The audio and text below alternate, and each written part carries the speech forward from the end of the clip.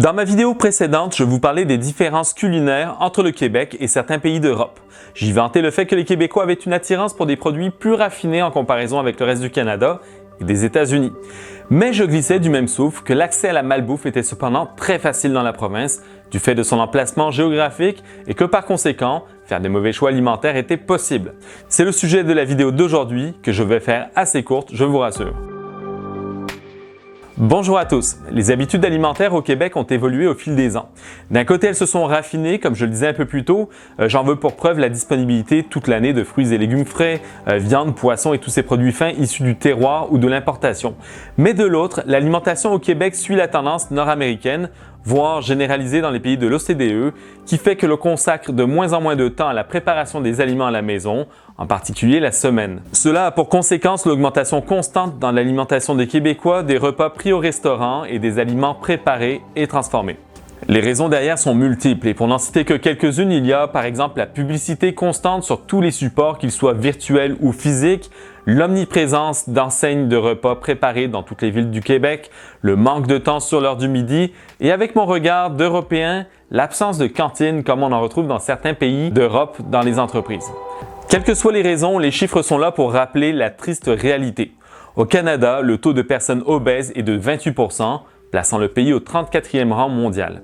Signe que le Québec a une culture culinaire différente, le taux d'obésité est de 25 %, ce qui le placerait entre l'Algérie et la Slovénie autour du 59e rang. La France est au 65e rang avec 23,9 %, le Maroc au 84e avec 22,3 %, la Belgique au 93e à 20,2 % et je finirai avec la Suisse sous les 20 % au 104e rang. Pour lutter contre la croissance constante de la malbouffe, notamment chez les jeunes, certaines initiatives ont été prises par des organismes privés ou publics. Il y a par exemple le réseau du sport étudiant du Québec qui fait la promotion de la santé, de la pratique du sport et de l'activité physique en milieu étudiant. Car oui, le milieu étudiant est touché de plein fouet. Les collations, fruits et légumes qu'on sert aux enfants lorsqu'ils sont au primaire deviennent un snack sucré ou salé et malbouffe par la suite quand ils sont plus autonomes et qu'ils choisissent eux-mêmes leurs repas.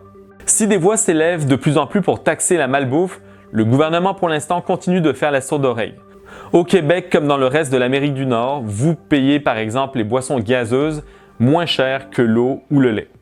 D'autres règlements bannissant l'implantation de restaurants minutes à proximité des écoles ont été mis en place par certaines villes ou arrondissements, mais ça n'est pas généralisé. La tentation est donc grande dès le plus jeune âge.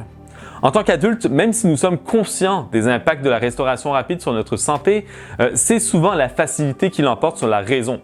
Et pour les employés de certaines entreprises dont le rythme de travail est insoutenable, il n'est pas juste question de raison, mais bien d'impossibilité de choisir son repas.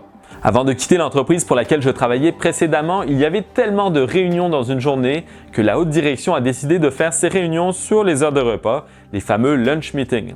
Si c'était une pratique exceptionnelle au départ, une fois par mois environ, dans les 2 dernières années où j'étais en poste, il n'était pas rare de voir 3 ou 4 de ces réunions par semaine, souvent sans préavis. Certains membres de mon équipe et moi-même n'avions aucun temps disponible pour aller chercher un repas santé. C'était donc livraison de toutes sortes de cochonneries, du McDo, poulet frites, pizza, à chaque fois ou presque. C'est là qu'il a fallu revenir à d'anciennes habitudes et se préparer nos propres repas la veille, les fameuses gamelles comme on les appelle en France. Malgré l'accès aux produits santé, pour bien s'alimenter ici, il vous faut de la volonté et de bonnes habitudes. C'est souvent ce qui fait défaut aux gens la semaine, surtout quand on se fait tenter par ses collègues sur l'heure du midi. Il faut alors compenser au maximum avec les meilleurs choix possibles en épicerie pour que les soirs de semaine et le week-end, on restaure au maximum son équilibre alimentaire. Si la gastronomie locale vous intéresse, je vous invite à regarder la vidéo qui s'affiche en ce moment. Cet été, je suis allé sur le marché de Mont-Saint-Hilaire rencontrer plusieurs producteurs locaux qui m'ont présenté leurs produits. C'était très intéressant, donc si vous n'avez pas encore vu cette vidéo, vous pouvez aller la voir dès maintenant. À bientôt!